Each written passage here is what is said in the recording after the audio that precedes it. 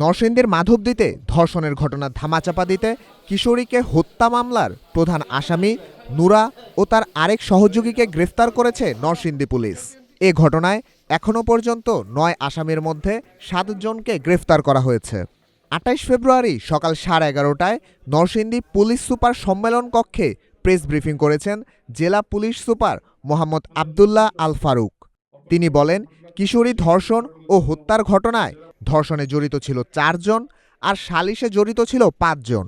ধর্ষণে জড়িত ৪ জনকে ইতিমধ্যে গ্রেফতার করা হয়েছে।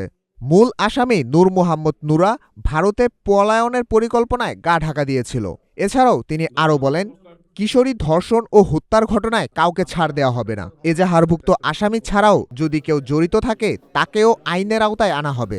বাকি আসামিদের গ্রেফতারের বিষয়ে প্রশ্নের জবাবে তিনি জানান, বাকিদেরকে দ্রুত সময়ে গ্রেফতারের চেষ্টা চলছে এবং গ্রেফতারকৃতদেরকে রিমান্ড শুনানির জন্য রবিবারে আদালতে তোলার প্রস্তুতি চলছে।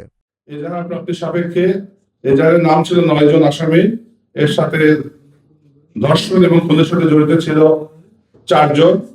এছাড়াও এই ঘটনাকে কেন্দ্র করে সালিশ বৈঠকে জড়িত ছিল আরো ৫ জন। টোটাল ৯ জন আসামি নাম এজাহারভুক্ত ছিল। তাদের মধ্যে আমরা ৪ জন ধর্ষণকারীকেই গ্রেপ্তার করতে নরসিংদী জেলা পুলিশ সক্ষম হয়। পাশাপাশি যারা সালিশ করেছিল তাদের মধ্যে আমরা ৩ জনকে ইতিমধ্যে গ্রেপ্তার করেছি। অর্থাৎ ধর্ষণ এবং খুন সহ সালিশ যারা করেছে মোট আসামি ছিল ৯ জন, তার মধ্যে আমরা ৭ জনকে গ্রেপ্তার করতে সক্ষম হয়েছি। এ বিষয়ে আমরা তদন্ত অব্যাহত রেখেছি। খুনের মোটিভ সহ অপরাপর কোনো ঘটনা থাকলে সে বিষয়ে উদ্ধারের জন্য জেলা পুলিশ নরসিংদী কাজ করে যাচ্ছে।